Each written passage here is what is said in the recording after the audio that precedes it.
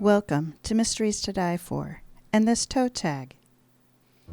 I am TG Wolff and I'm here with Jack, my piano player and producer. This is normally a podcast where we combine storytelling with original music to put you at the heart of a mystery. Today is a bonus episode that we call a toe tag. It's the first chapter from a fresh release in the mystery, crime, and thriller genres. Today's featured release is Knife River by Baron Birtcher. So today we're going to do the prelude and the first chapter. Prelude, Facing West. Some say that to be born into a thing is to be blind to half of it. Sometimes the thing we seek and discover for ourselves are those we hold most dear. Any cattleman will tell you that a ranch is a living thing. Not only the livestock that graze the meadowland, but the blood that nourishes the hungry soil, the trees that inhale the wind, the rain that carves runnels into the hard pan that, in time, grow into rivers. The Diamond D is no different in that respect. Some would even say it's the beating heart of Meridian County, Oregon. As both the stockman and the sheriff of this county, I believe this to be true. But the events that unfold in the autumn of 1964 cast a cloud across this land. Not just across my ranch, but the entire valley, though they didn't bear their terrible fruit until nearly a dozen years later, in the spring of 1976. The incidents still haunt me, though others paid a steeper price than me, some with their lives, or others with their loved ones, while some forfeited their sanity, and still others their souls. This is where the story begins.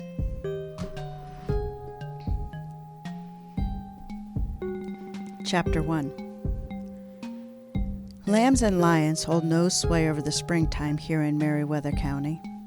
Some years it will snow through mid-May.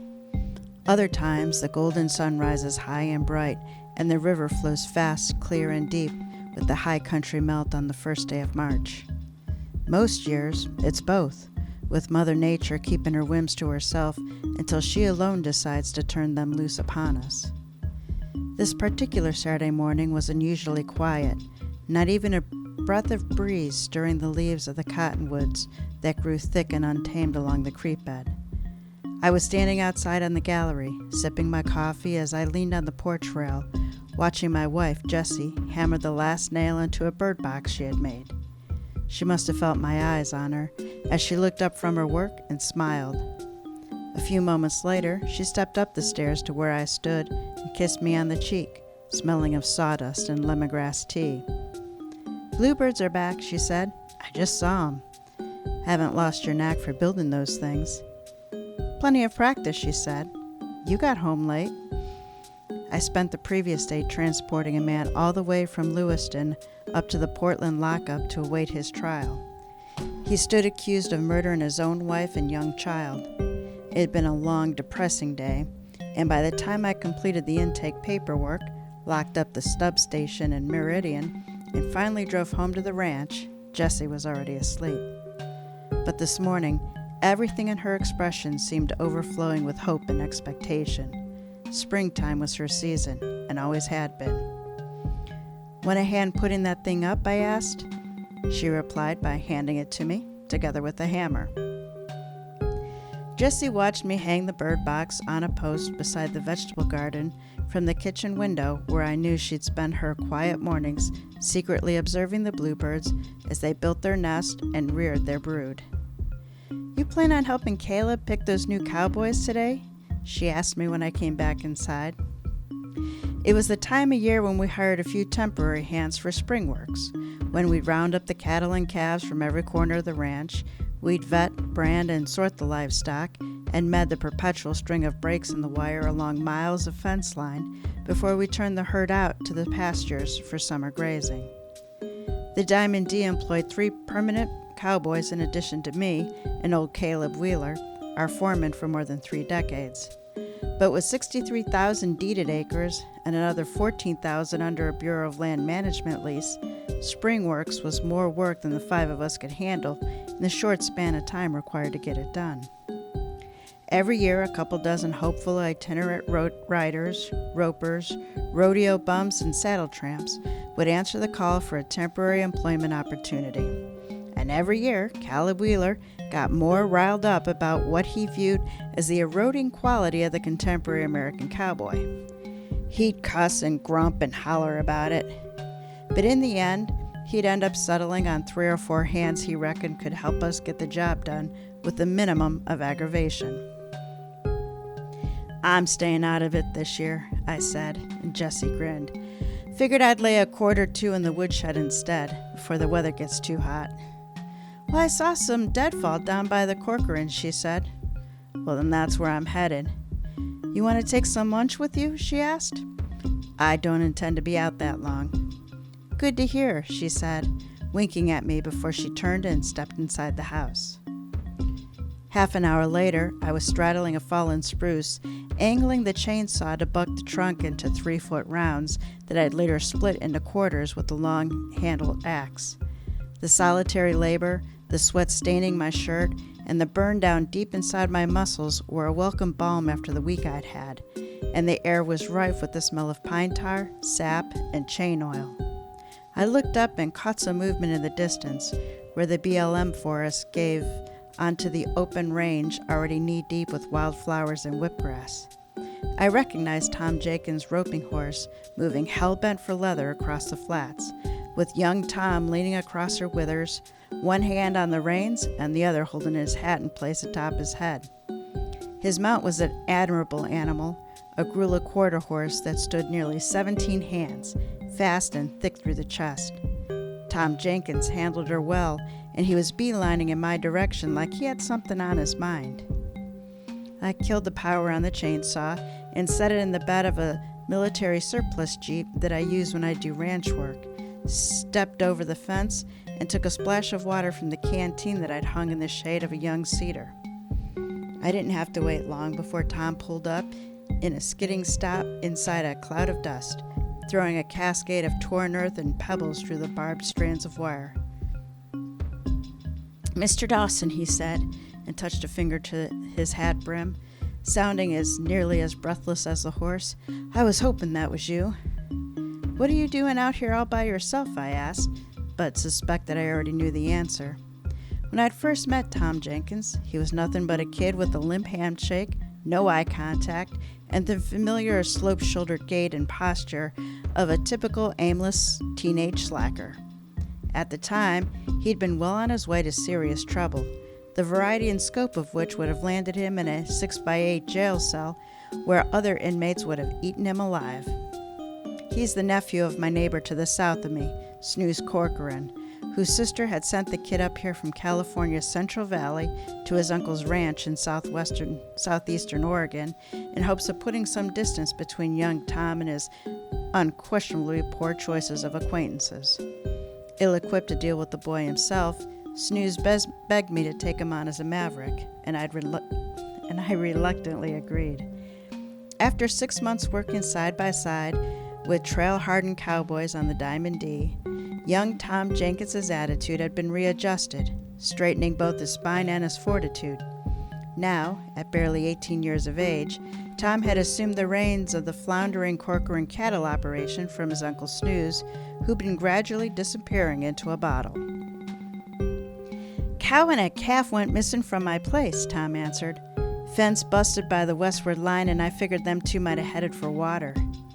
My ranch hands ended up nicknaming the kid Silver after he astonished us all by stepping up and winning a silver buckle for the Diamond D in the team roping event at the annual rodeo. I knew Tom secretly treasured the handle they bestowed, wore it like a medal, but I never spoke of it. That was between my men and him. "Where's your uncle?" I asked. His shrug spoke sorrowful volumes. "So what set you hightailing over here to see me, son?" I asked. "What's the trouble, besides the missing beeves?" "I was up there on the other side of that tree line," he said. Tom twisted sideways in his saddle, took off his hat, and gestured with it toward a distant stretch of blue sky. "And there was an eagle making low passes over the meadow, so I stopped to watch for a minute. It was so still and quiet out there, I could hear the eagle calling out while it was gliding on the thermals." You don't see something like that every day, I said. Not even out here in the boondocks. No, sir, that's a fact, Tom said. But while I was sat there watching the creature flying, all of a sudden, out of nowhere, a helicopter comes buzzing across the ridge. You know the one. Big stone bluff. Looks like somebody cut it down the middle with the K-bar knife. That's the one, he said. Well, that chopper came in fast and went straight toward the bird. The young man's voice trailed off. His face contorted like he'd encountered a foul odor. They circled it as it flew, like they were teasing it. 2 men inside the, what do you call it? Cockpit? Yeah, the cockpit. They started closing in on him, chasing it, and the guy in the passenger seat had a rifle in his hands. I could see the barrel sticking out. What Tom was describing to me was not only despicable and low-sumac, it was a serious crime. The mere harassment of a protected species is a federal offense. Hunting and killing one merely for the sick thrill of it, that was another matter entirely. What happened, Tom? He swallowed dryly, shook his head, and looked down at the ground between us. He shot that bird right out of the sky, sir, he said. The eagle wasn't even doing nothing, just gliding circles on the wind, and those assholes, sorry, sir, well, they shot him cold dead. I could imagine the creature's confused and lonely cries that spiraled down, bleeding, terrified and helpless, to the earth. Are you pretty sure about the location, Tom? About 4 or 5 miles that way, near the bluff, where the river makes that sharp bend to the south. All right, did you get a good look at either of the men? Nah, he said, they were too far away and moving pretty fast, but I got a good look at that whirlybird. I asked him for a description of the helicopter, and I knew right away he was referring to a Bell H-13, known to soldiers as a Sioux. They'd been in common use as scouting and medical evacuation aircraft by the military. I'd seen them every day when I was stationed in Korea. Like the choppers on that TV show, I asked? Yes, sir, exactly like on MASH. Big glass bubble on the front, I asked. No doors? Looks kind of like a dragonfly? Yes, sir. Did you see any numbers written on it? On the tail? Or maybe on the underside? Tom Jenkins pressed his hat back on his head and gazed up at the empty sky beyond the forest, like he could return that beautiful animal to where it rightfully belonged through sheer force of his will.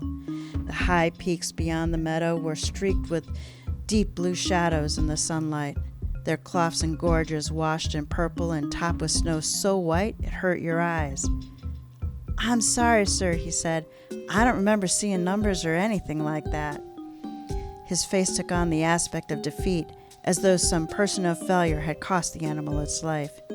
You did good, Tom. You did the right thing coming to me straight away.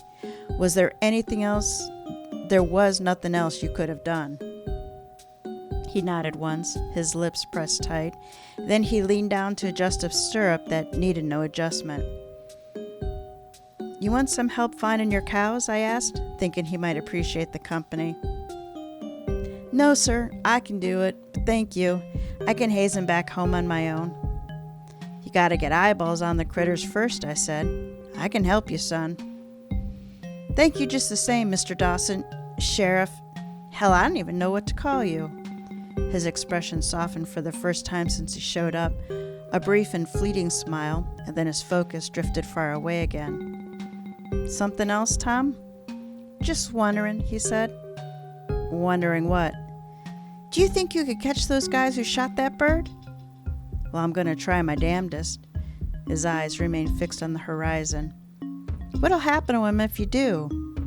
I drew a bandana from the back pocket of my jeans, removed my hat, and dried the sweat that had been leaking from beneath the band. It's been against the law to kill an eagle since the 1940s. If you're not an Indian, you can't even possess a single feather. If you get caught, you pay a steep fine, and then they send you off to jail.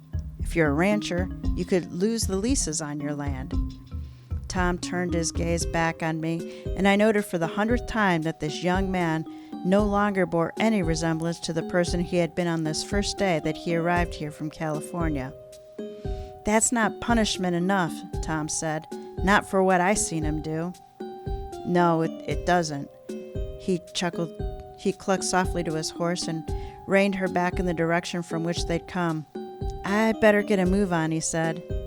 "Be careful out there, son," I said as retreating back, but my words were lost in the distance. All right, so that is the prologue and first chapter of Knife River by Baron Birtcher. So it is a cop mystery. It's 1976, and Sheriff Ty Dawson has his hands full with Meridian County's newest residents.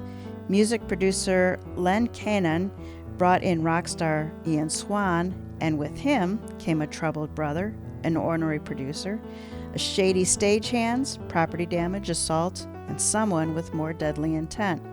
Plus, Ty's daughter is sweet on the music man. Bottom line, Knife River is for you if you like stories where you know something bad is going to happen, but you have no idea which direction it's coming from. Okay, in the rest of this review, I am going to be very careful not to reveal the details of Knife River that will take away from you readers discovering it on your own and the enjoyment of it. So there were so many strengths to the story that it's hard to know where to start. The one that I think sticks out to me the most is the storytelling style. This one unfolds thoughtfully, deliberately, and with such terrifying elegance that I was tempted to read through my fingers. Chapter by chapter, that feeling grows that something very bad has happened and was going to happen, but where it would come from and who would be the target wasn't clear. The language used elevates Knife River to the top of mystery as literature. Consider the following excerpt from chapter 20. By the time morning arrived, it came so softly that it felt like a eulogy, the underlayment of the clouds glowing like coal embers for only the briefest of moments, soon swallowed by a still and steely sky that stole all but the ambient glow of sunrise. So throughout this book, I really enjoyed the language. It truly painted a picture of the emotions as well as the events happening. Sheriff Ty Dawson is an engaging hero who's easy to root for. A lawman, cattle rancher, and Korean vet, he is a complicated and damaged man who takes life one day at a time. He is grounded by his wife Jessie, who you all just got to meet, his college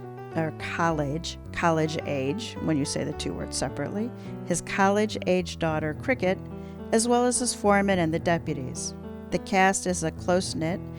It's a group that's positive and supportive of each other. And as I was writing this review, I thought about how much I really appreciated that when I read the Ty Dawson series, that it is a tight-knit group, but they're positive and supporting. There's no back-talking. There's no that negativeness that you sometimes pick up in small groups. It is the 1970s, and the setting is in rural Oregon, and it makes it stand out from the pack, not just with the timetable, but it being not just out west, but really grounded firmly in ranching. Birtcher displays his own prowess by writing with historical accuracy of the 1970s while making it feel as though we're reading a modern telling. In his hands, we are eternally far away from reading a textbook description of the life and times in post-Vietnam, and he similarly brings us into the world of cattle ranches and cowboys by taking us along at the crack of dawn to ride down strays. The plot of the story is wonderfully winding when read from start to finish, as I already noted, and you guys know I like to go to the end and then look back, and in this one, it is both twisted and straightforward. And thinking about the story in the days since I finished it, every detail checks back to the earlier chapters, making the logic sound. When considering whether Sheriff Ty Dawson drives the story, I had to divide the book into two parts, pre-murder and post-murder. Prior to the murder, the action of the main plot is driven by the rock star and the music producer. It is their launching of an album and trying to create a movie as well as put a concert on that is what is stirring up all the activity in the county. Ty inserts himself into those plans to set up a prevent defense ahead of the invasion of 10,000 fans, some of which are leftovers from the 1960s hippie generation. But throughout that part of the story, he's in a reactive position. After the murder, he shifts to a proactive role, driving the investigation, and his tenacity on the details is the reason why the murder is solved. As to where the story fell short of ideal, there really isn't much to pick on. The logic, the pacing, the storytelling are all top-notch. Knife River is the 4th book in the Ty Dawson mystery series. I read the 3rd, but not the first 2. Knife River can be read as a standalone. I do think that you lose a little bit of the texture when you aren't familiar with what happened to the characters in the prior books, but certainly the enjoyment of the mystery is untouched, because the mystery is independent from prior books. Readers who can't stand to start a series anywhere but book 1, definitely start there. I personally have downloaded books 1 and 2. I really like this universe, and I really want to see how Ty got to the point where he is. So start with book 1 and then stay on with Ty through Knife River. Knife River was released from Open Road Media Mystery and Thriller and is promoted by Partners in Crime Tours. It's available from Amazon and your other favorite book retailers. A link is in the show notes. So allow me to introduce you to Baron Birtcher. He is the LA Times and IMBA best-selling author of the award-winning Ty Dawson series, the hard-boiled Mike Travis series, as well as the standalone Rain Dogs. He is the winner of the Sever Falchion Award, Killer Nashville Reader's Choice Award, and Best Book of the Year Award. Baron's writings have been hailed as the real deal by Publishers Weekly, fast-paced and engaging by Booklist, and solid, fluent, and thrilling by Kirkus. Before becoming a full-time writer, Baron Birtcher spent a number of years as a professional musician and founded an independent record label and management company, which, okay, 2 clues just bumped together in my head, explains why parts of this, when it came to the music industry, is written with such depth and three-dimensionality. This one's worth picking up, everyone. So Partners in Crime Tours represents a network of 300-plus bloggers offering tailor-made virtual book tours and marketing options for crime, mystery, and thriller writers from around the world. Founded in 2011, PICT offers virtual book tour services for well-established and best-selling authors, as well as those just starting out their careers. PICT prides itself on its tailored packages for authors with a personal touch from tour coordinators. For more information, check out their website, partnersincrimetours.com. And then join us next week for our next episode in Season 7, Games People Played. Episode 17 is Tethered to Drama by Karina Barta, where tetherball is the featured game. All right, Jack, take us out.